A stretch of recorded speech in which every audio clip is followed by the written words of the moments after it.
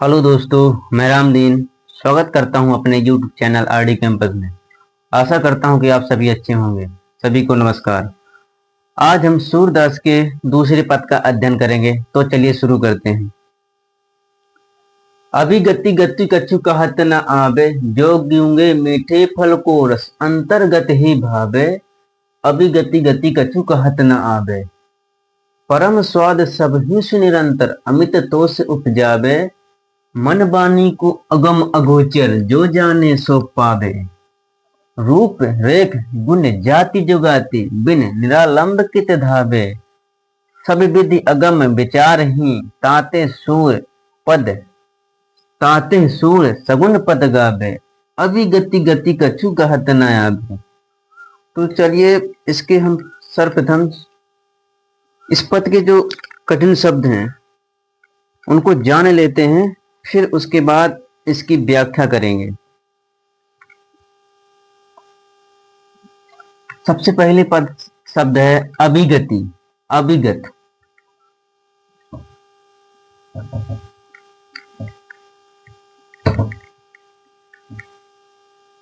क्या है? अभिगत। अभिगत का मतलब होता है निराकार ब्रह्म।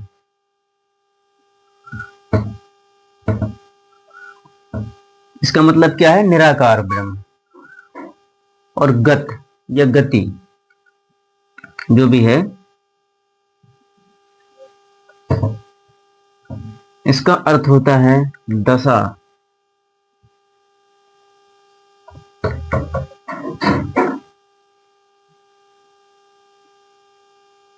ठीक है। और उसके बाद है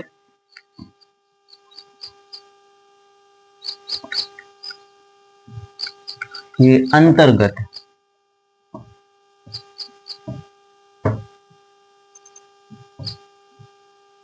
अंतर्गत का मतलब होता है कि आंतरिक, हृदय से।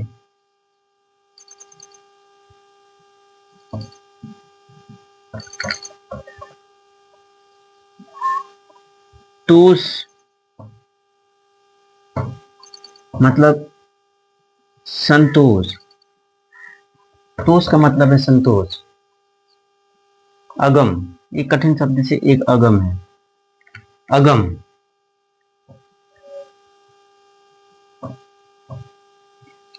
अगम का मतलब है अगम्य। और एक शब्द है अगोचर।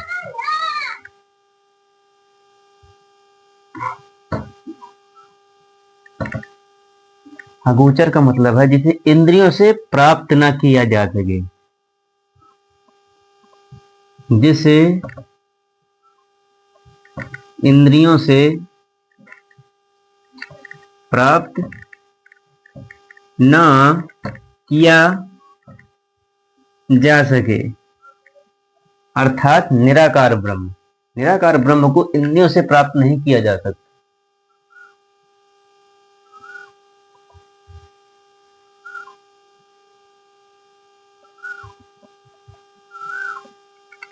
उपचावे एक शब्द है। उपचावे, उपजावे।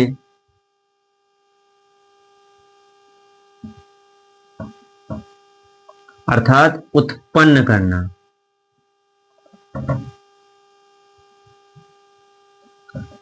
क्या है? उत्पन्न करना।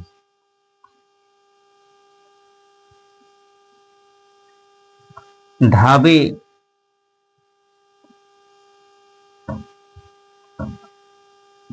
दौड़ना या दौड़।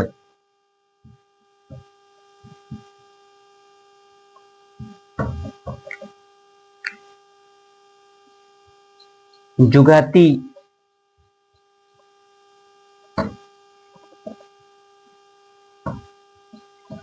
जुगाड़ या फिर तरीका कह लें, या फिर कह लें विधि। ठीक है।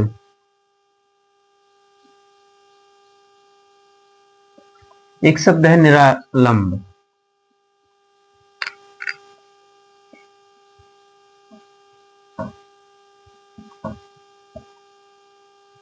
क्या है? निरालंब।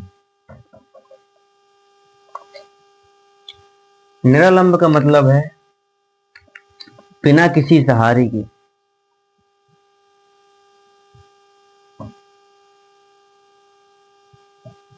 किसी सहारे की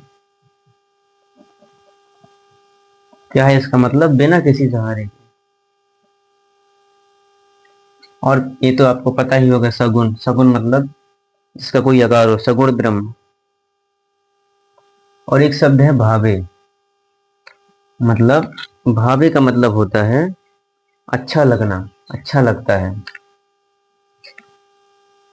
ये इस पद के, जो ये पद है सूरदास का, इस पद के ये कठिन शब्द हैं। इनका अध्ययन करने से हमारे अध्ययन में थोड़ी सरलता आएगी। तो शुरू कर, चलिए देखिए, इसका हम व्याख्या शुरू करते हैं। व्याख्या शुरू करने से पहले हम इसके संदर्भ और प्रसंग को जान लेते हैं कि कहां से लिया गया है और इसका प्रसंग क्या है। पहला तो देखिए संदर्भ।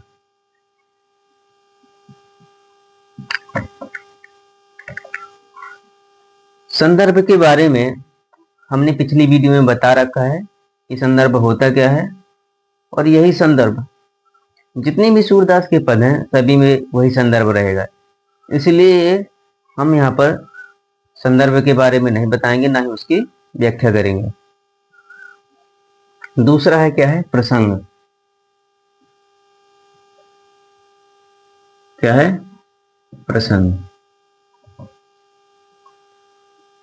प्रसंग का मतलब होता है कि इस पद में जो कवि है वह किस के ऊपर बात कर रहा है या किस बिंदु पे बात कर रहा है, उसको प्रसंग बोलते हैं। तो जो इस पद का प्रसंग है, इस पद में सूरदास जी निराकार ब्रह्म की उपासना में कठिनाई बताते हुए उस सगुण ब्रह्म की उपासना करने पर बल देते हैं। अर्थात उनके कहने का मतलब है कि निराकार ब्रह्म की उपासना करने में कठिनाई आती है, इसलिए सगुण ब्रह्म की उपासना करें, जिसे हम आसानी से प्राप्त कर सकते हैं।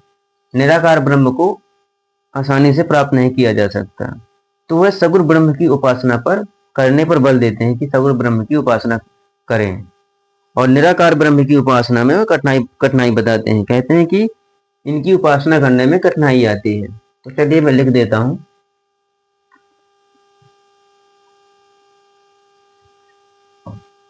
इस पद में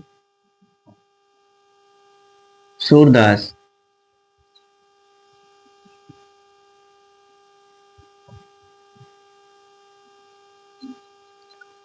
निराकार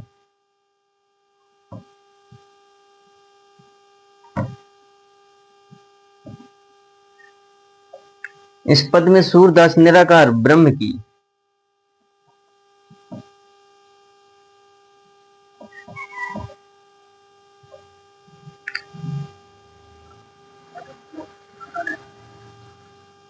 उपासना में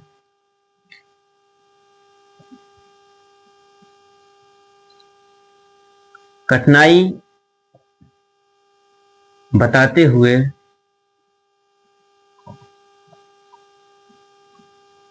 सगुण ब्रह्म की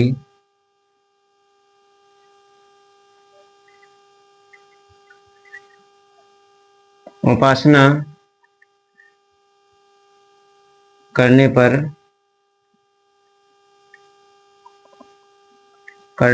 या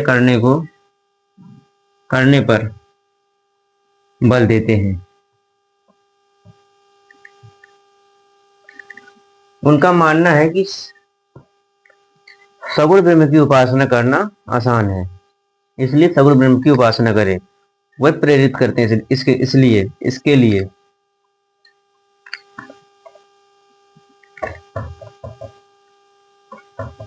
ठीक है, अब हम इसकी व्याख्या करते हैं।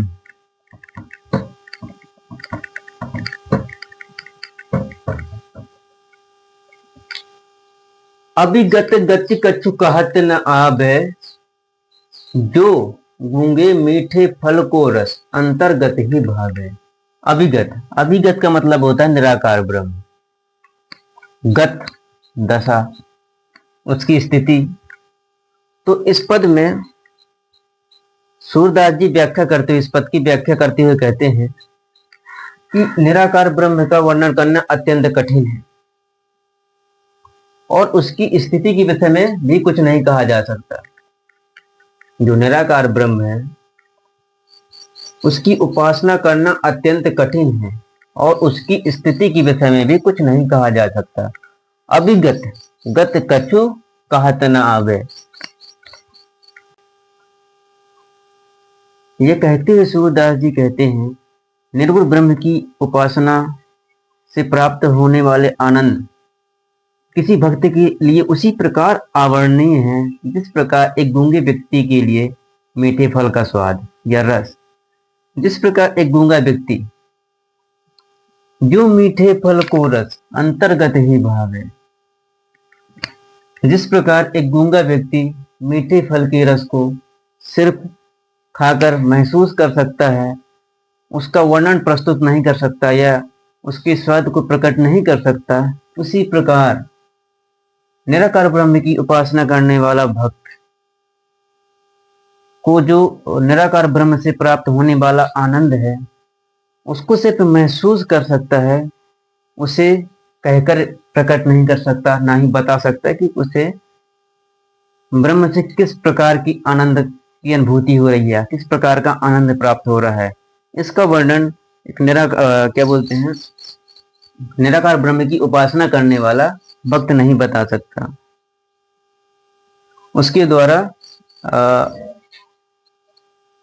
प्राप्त होने वाले आनंद का वर्णन करना कठिन है, वह अपने इसे शब्दों में प्रकट नहीं कर सकता।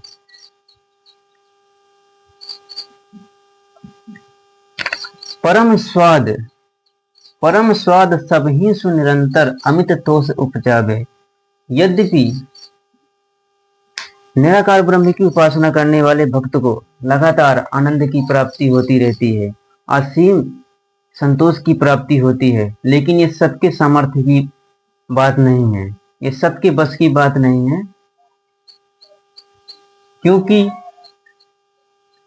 जो निराकार ब्रह्म है वो इंद्रियों से परे है, उसे इंद्रियों से प्राप्त नहीं किया जा सकता। निराकार ब्रह्म की प्राप्ति वही कर सकता है जो उसे अंतरात्मा से महसूस करता है, या जो उसे अंतरात्मा से पाने की कोशिश करता है, केवल वही असीम संतोष की प्राप्ति कर सकता है। वह सिर्फ इसे महसूस कर सकता है, इसे शब्दों में प्रकट नहीं कर सकता। मन वाणी को अगर अगोचर सो जाने सो पावे। वही जान सकता है जो उसे अंतर आत्मा से जानता है या महसूस करता है ईश्वर को, लेकिन इसका वर्णन प्रस्तुत नहीं कर सकता, इसे शब्दों में प्रकट नहीं कर सकता है, बता नहीं सकता कि उसे किस प्रकार की आनंद प्राप्त हो रहा है या खुशी प्राप्त हो रही है। रूप रेख गुण जाति जुगाती बिन निरालंब कित धावे। निराकार ब्रह्म का, जो निराकार ब्रह्म है उसका ना ही कोई रूप है, ना कोई उसकी आकृति है, ना कोई उसकी जाति है, ना उसे किसी जुगाड़ से प्राप्त किया जा सकता है, क्योंकि निराकार ब्रह्म है, इन सभी चीजों से परे है, अगम्य है, अगोचर है, उसे नहीं जाना जा सकता। तो इस स्थिति में सूरदास जी कहते हैं कि बिना सहारे के, जब उसका कोई स्वरूप नहीं है, रूप नहीं है, वो इसकी स्थिति नहीं है, तो बिना सहारे के भक्त कहाँ भटकता रहेगा उसकी उपासना पर। निराकार ब्रह्म की उपासना के लिए भक्त कहाँ भटकता रहेगा। सब विधि अगम विचार ही ताते सूर सगुन पद गावे। इन सभी चीजों पर विचार करने के बाद, सभी तरीकों को करने के बाद सूरदास जी ने यह विचार किया कि निराकार ब्रह्म की तुलना में सगुण ब्रह्म की उपासना करना अत्यंत सरल एवं आसान है। तो इसलिए सूरदास जी कहते हैं कि निराकार ब्रह्म की तुलना में सगुण ब्रह्म की उपासना करना अधिक उचित एवं आसान है। ये इस पद की व्याख्या है।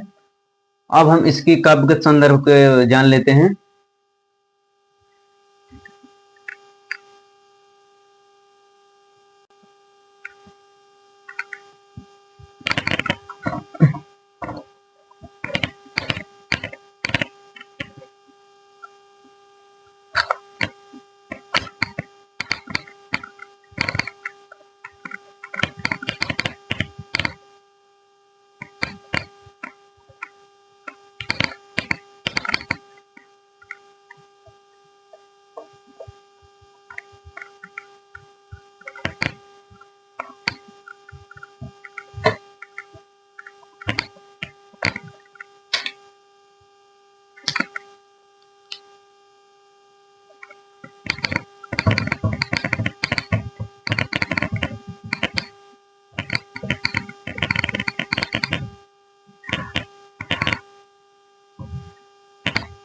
काव्यगत सौंदर्य,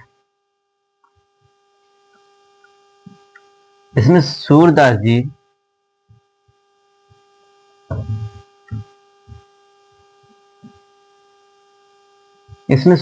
जी निराकार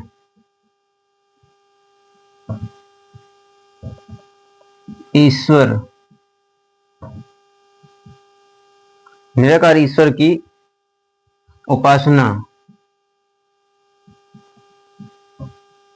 में कठिनाई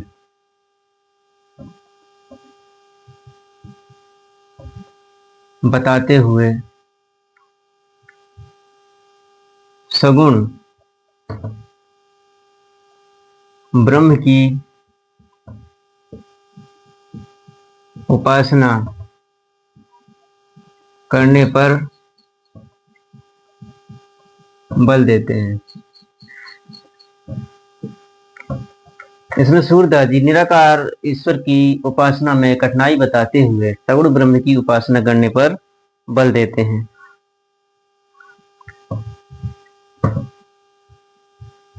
इस पद में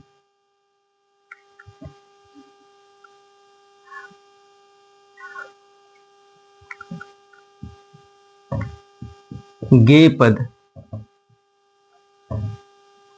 का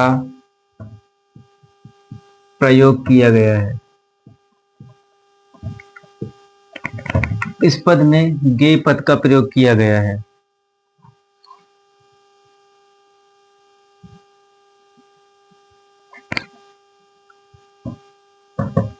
इस पद में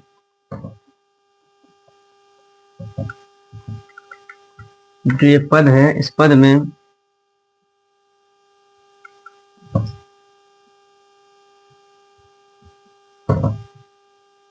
भक्ति एवं शांत रस की झलक देखने को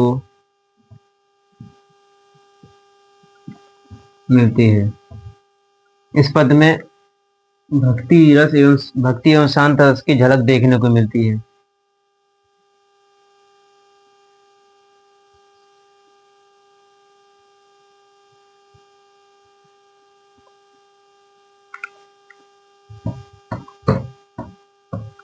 अगम अगोचर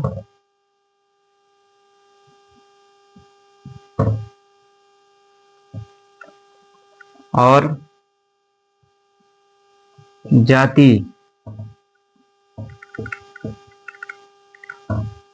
जुगाती में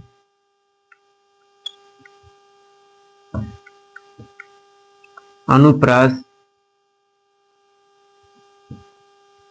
अलंकार है। अगम अगोचर और जाति जुगाती में अनुप्रास अलंकार है।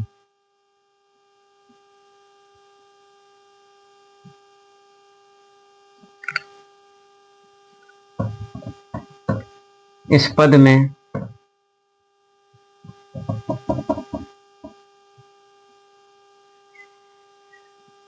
लक्षणा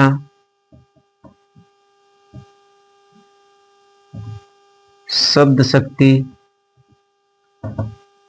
की झलक देखने को मिलती है।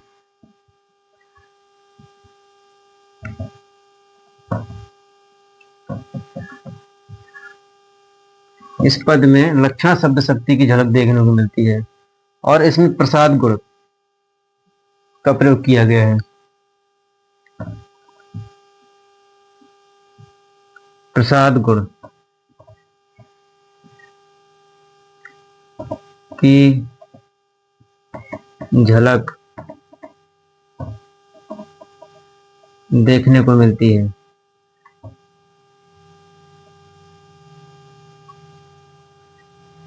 इसकी जो भाषा है, इस पद की ब्रज भाषा है। भाषा कौन सी है? ब्रज भाषा। इस पद में ब्रज भाषा का प्रयोग किया गया है। इस पद में ब्रज भाषा का प्रयोग देखने को मिलता है। इस पद का काव्यगत सौंदर्य है। इस पद में सूरदास जी जो है निराकार ईश्वर की उपासना में कठिनाई बताते हुए सगुण ब्रह्म की उपासना करने पर बल देते हैं। इस पद में गे पद का प्रयोग किया गया है। गुण क्या बोलते हैं, प्रसाद गुण है, भक्ति एवं शांत रस है और अगम अगोचर और जाति जुगाति में अलंकार रस है। लक्षणा शब्द शक्ति का प्रयोग किया गया है और इसकी जो भाषा है वह क्या है? ब्रज भाषा है। और जो इसकी भाषा है वह शुद्ध सरल एवं सहज और आसान है, जिसे आसानी से पढ़ा लिखा एवं समझा जा सकता है। सूरदास के पदों में एक आकर्षक भाषा का प्रयोग किया गया है। तो चलिए, इस पद पूरा हुआ। चाहे तो हम इसकी व्याख्या लिखवा दें।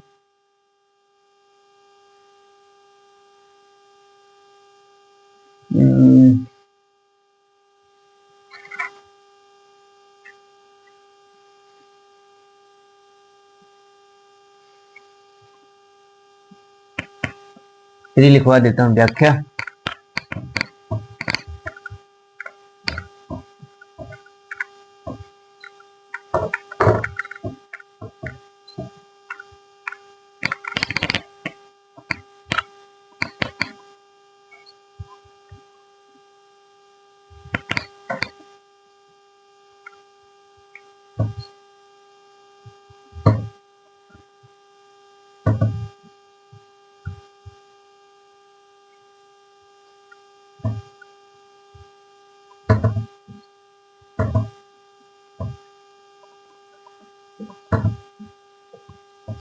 इस पद में सूरदास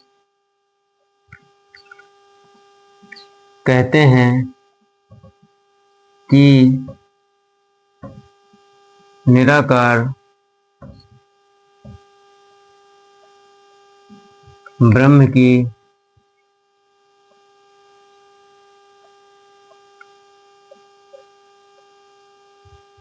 उपासना एवं उसका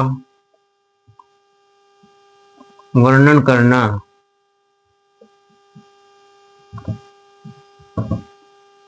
अत्यंत कठिन है और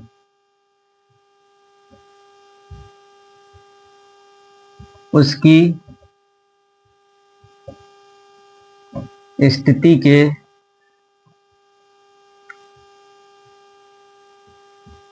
विषय में भी कुछ नहीं कहा जा सकता। इस पद में सूरदास जी कहते हैं कि निराकार ब्रह्म की उपासना एवं उसका वर्णन करना अत्यंत कठिन है और उसकी स्थिति के विषय में भी कुछ नहीं कहा जा सकता।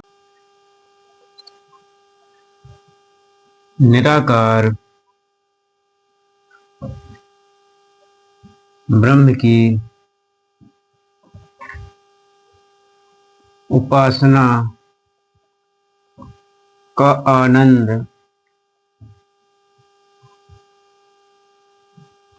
आनंद किसी भक्त के लिए उसी प्रकार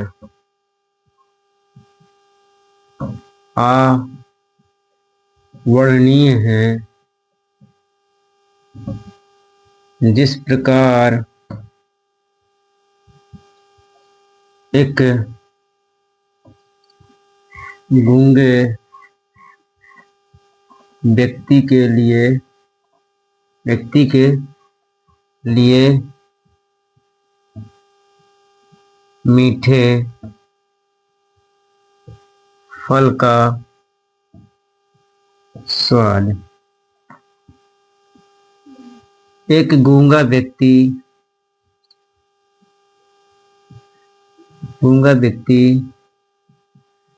मीठे फल के स्वाद को सिर्फ महसूस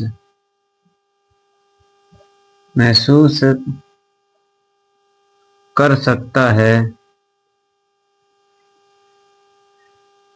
कहकर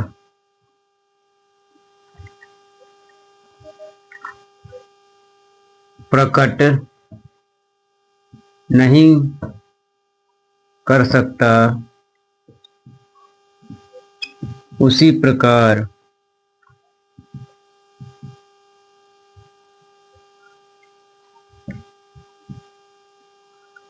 निर्गुण ब्रह्म की उपासना से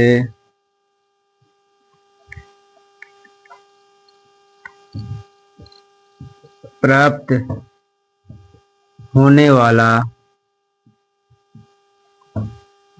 आनंद भक्त केवल महसूस कर सकता है कहकर प्रकट नहीं कर सकता।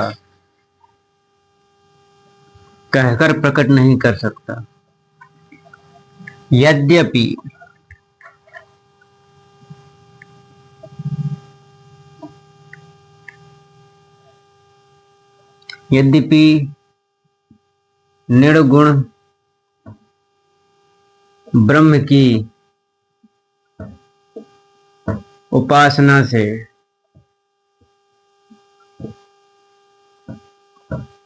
निरंतर आनंद की प्राप्ति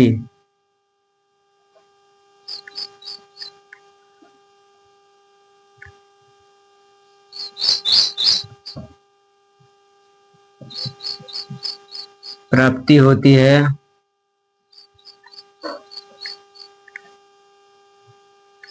तथा असीम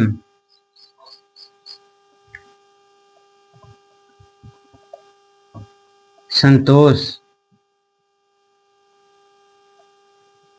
की प्राप्ति होती है।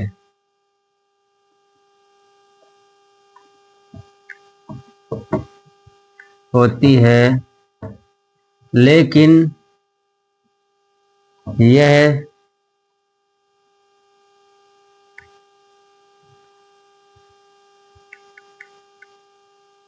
सबके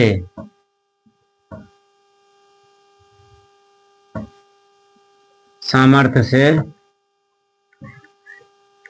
बाहर है।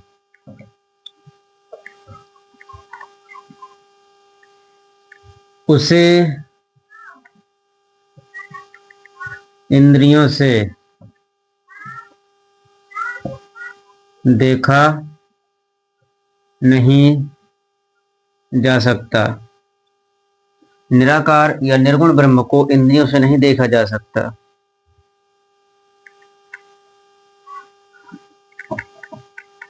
निर्गुण ब्रह्म की न कोई छवि होती है, न कोई रूप है, और ना ही उसे किसी तरीके से प्राप्त किया जा सकता,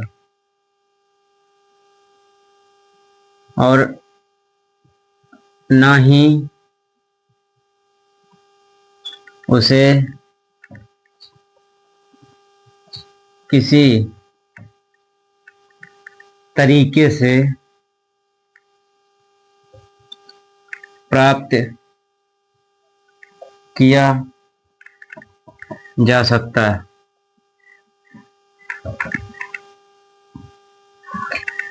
ऐसी स्थिति में भक्त कहाँ भटकता रहेगा? ऐसी स्थिति में भक्त कहाँ भटकता रहेगा?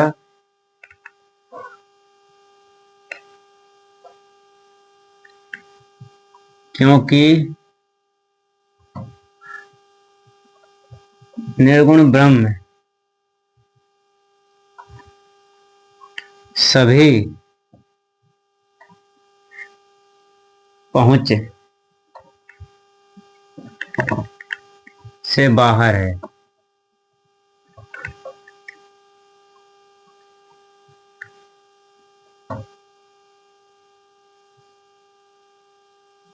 इन सभी बातों पर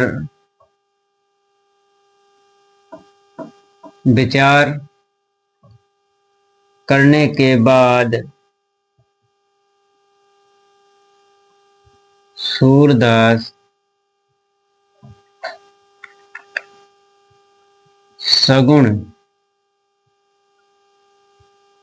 ब्रह्म की उपासना करने पर बल देते हैं और उचित समझते हैं।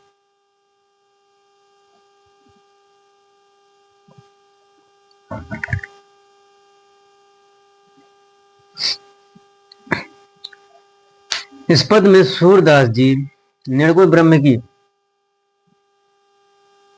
उपासना एवं उसका वर्णन करना अत्यंत कठिन है। सूरदास जी कहते हैं कि निराकार ब्रह्म की उपासना एवं उसका वर्णन करना अत्यंत कठिन है और उसकी स्थिति के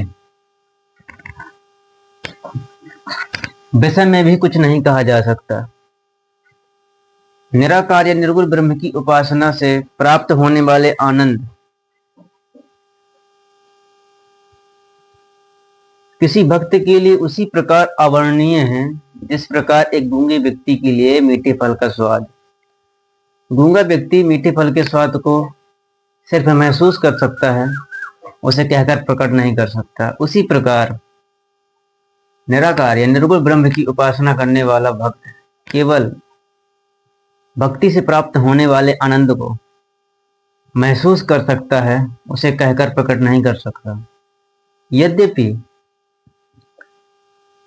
निराकार या निर्गुण ब्रह्म की उपासना से असीम आनंद की प्राप्ति होती है, लेकिन यह सबके सामर्थ्य के बाहर है, क्योंकि ना ही उसका कोई रूप होता है, ना कोई छवि है, ना ही उसे इंद्रियों के द्वारा प्राप्त किया जाता है। वो अगम है, अगोचर है, और ना ही उसे इंद्रियों के द्वारा देखा जा सकता।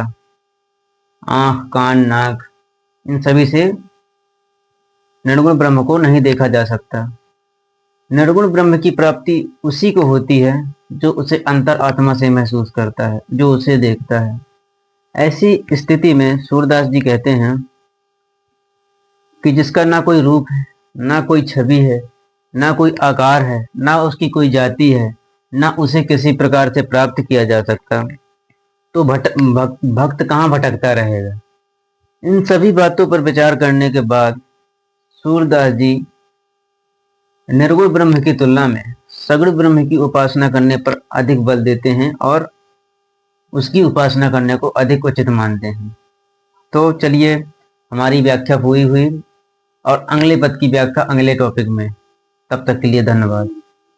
नमस्कार।